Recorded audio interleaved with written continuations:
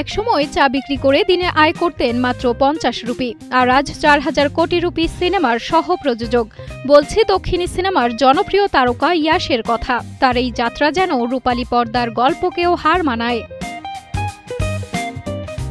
2018 সালে KGF chapter 1 cinema দিয়ে রাতারাতি বিশ্বজুড়ে পরিচিতি পান ইয়াশ।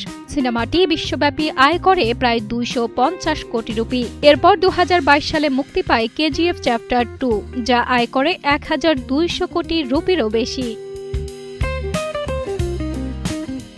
তবে ইয়াশের এই সাফল্যের পথ মোটেও সহজ ছিল না। মাত্র 16 বছর বয়সে অভিনয়ের স্বপ্ন নিয়ে বাড়ি ছেড়েছিলেন তিনি। পকেটে ছিল মাত্র 300 রুপি। বেঙ্গালুরুতে এসে থিয়েটারে কাজের পাশাপাশি পর্দার পেছনে চা পরিবেশন করতেন ইয়াশ। সেখান থেকে দিনে আয় করতেন মাত্র 50 রুপি।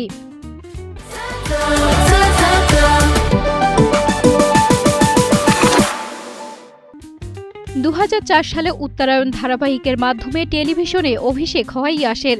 2007 সালে জাম্বাদা হুডুগি দিয়ে বড় পর্দায় পা রাখেন তিনি। এরপর কেজিএফ বদলে দেয় তার কেরিয়ারের চিত্র। রকি ভাই চরিত্রে তুমুল জনপ্রিয়তা পাওয়ার পর প্যান ইন্ডিয়া তারকা হিসেবে নিজের অবস্থান শক্ত করেন ইয়াশ। বর্তমানে ইয়াশ অভিনয় করছেন গীতু মোহনদাসের টক্সিক সিনেমায়। এছাড়াও নমিত মালহোত্রার বহুল আলোচিত রামায়ণে ইয়াশকে দেখা যাবে রাবণের চরিত্রে। 2 পর্বে নির্মিত রামায়ণে শুধু অভিনয়ই নয়, সিনেমাটির সহ প্রযোজকের দায়িত্বেও রয়েছেন ইয়াশ।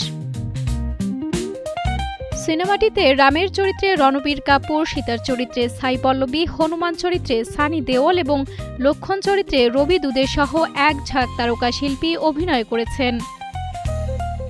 সঞ্জনা সাথী, কালের কণ্ঠ।